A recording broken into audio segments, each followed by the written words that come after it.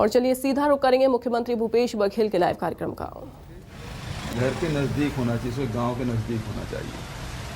और हमारा भी प्रयास ये है कि वही सब्जी या फल दूर रायपुर और दूसरी जगह जाते हैं तो ट्रांसपोर्टेशन का भी और दूसरे भी रेट का भी इसमें बहुत अंतर आता है। तो किसानों को ज़्यादा से ज़्यादा उसके उत्पादन का लाभ मिले, ये सोच कांग्रेस की रही है। और इसको बढ़ाते हुए चाहे फल उद्यान की बात हो, चाहे सब्जी की बात हो, चाहे लघु उपज की बात हो, चाहे किसानों की, हमारी सरकार बनने के बाद 2400 हमारे धान खरीदी केंद्र हमने खोला।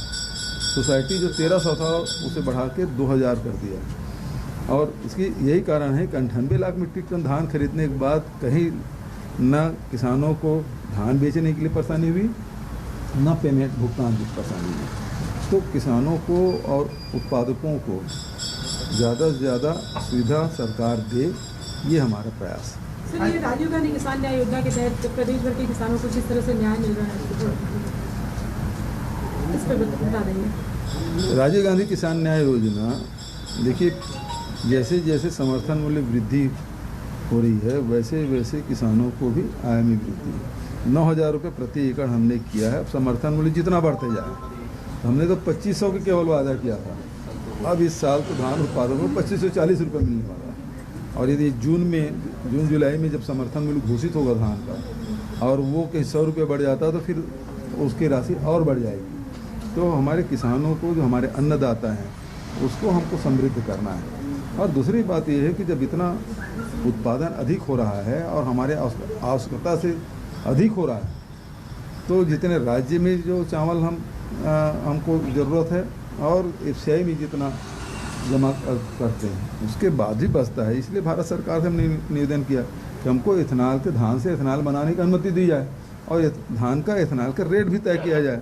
तो उसके माध्यम से ये जो उस दिन गडकरी जी ने जो कहा ना, अन्नदाता का किसान हमारे अन्नदाता हैं, अब ऊर्जादाता बनेंगे। तो हम तो पिछले 3.25 साल से इसका प्रयास कर रहे हैं, लेकिन भारत सरकार के कान में जू नहीं रेंग रही। सर, ये राजीव गांधी ग्रामीण कृषि मजदूर न्याय योजना है, उससे लगातार प्रदेश भर के जो मजदूर हैं वो लाभान्वित हो रहे हैं। और देखिए, ये देश का पहला योजना है। देश में अभी तक के विभिन्न वर्ग के लोगों के लिए योजनाएं बनती रही और मजदूरों को डायरेक्ट फंडिंग की पहली योजना है। और छत्तीसगढ़ सरकार ने पिछले साल लागू किया, 2 किस्त उसमें मिला भी है, 6000 रुपये प्रति वर्ष के हिसाब से। लेकिन इस साल से बजट में हमने उसे 7000 रुपये कर दिया है। तो एक साल में जिसके पास बिल्कुल ज़मीन नहीं है और खेतिहर मजदूर है, ऐसे लोगों को भी राजीव गांधी भूमिहीन श्रमिक न्याय योजना के तहत उसे 7000 रुपये मिलेगा। विद्युत कर्मचारी आंदोलन कर रहे हैं, विद्युत कर्मचारी आंदोलन कर रहे हैं 45 दिनों से। आज उन पर सवेरे लाठीचार्ज किया गया और उसकी वीडियो वायरल हो रहा है, रहमी से मारा पीटा गया, उसको लेकर आरोप लग रहा है। देखिए, विद्युत जो कर्मचारी है उसकी भर्ती की प्रक्रिया चली, कुछ लोग न्यायालय गए, न्यायालय के आदेश के पालन करना हमारी बाध्यता है। अब यदि उसमें एग्ज़ाम होते हैं तो उसमें उसके बारे में विचार किया जा सकता है, उसको कुछ बोनस अंक दिया जाए। लेकिन यदि सबको यदि लेने की बात है तो दूसरे लोग फिर न्यायालय चले जाएँ, तो दोहरी हमारे साथ परेशानी है। सर, 4 मई से प्रस्तावित आपका दौरा सामने आ गया है। इस बार शहर की बजाय गांव में फोकस ज़्यादा रहेगा आपका? सभी विधानसभा में रहेगा, ऐसा नहीं है। मतलब मैं रायपुर जिला आऊँगा तो रायपुर की विधानसभा में जाऊँगा। मैं तो पूरे 90 विधानसभा में जाने वाला हूँ, चाहे वो शहर के हों चाहे गाँव के हों। और एक दौरा केवल गांव भर के नहीं होगा, शहरों का भी होगा।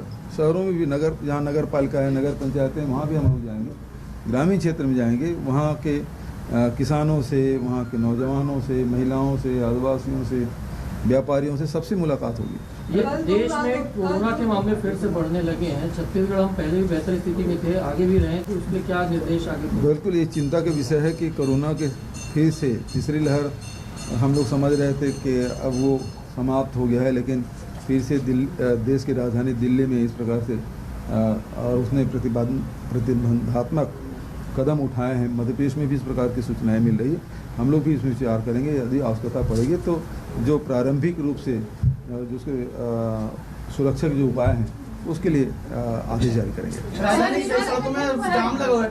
जी सीएम साहब, राजधानी की कई सड़कें अतिक्रमण हो गई हैं, उसको लेकर कब बुलडोजर चलेगा? क्योंकि कई जगह पे देखा जा रहा है। दूर का दौरा भी गए थे आप और एकलव्य स्कूल के बच्चों के साथ आपने अगले साल हाँ जी बड़े जो चुनाव होने वाले हैं, छत्तीसगढ़ का भी अगले साल चुनाव होने वाला है, संगठनात्मक दृष्टिकोण से, क्योंकि आप संगठन के मुखिया रहे हैं, छत्तीसगढ़ में सफलता पाए हैं, अमूलचूल परिवर्तन मानते हैं कि शायद कांग्रेस में होना चाहिए। अभी हमारे प्रभारी महासचिव पुनिया जी आए हैं और उनके साथ आज हम लोग की बैठक है।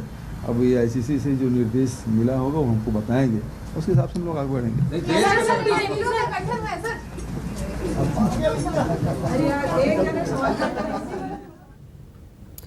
और आपको बता दें कि दुर्ग के दौरे पर निकलने से पहले मीडिया से रूबरू हुए मुख्यमंत्री भूपेश बघेल।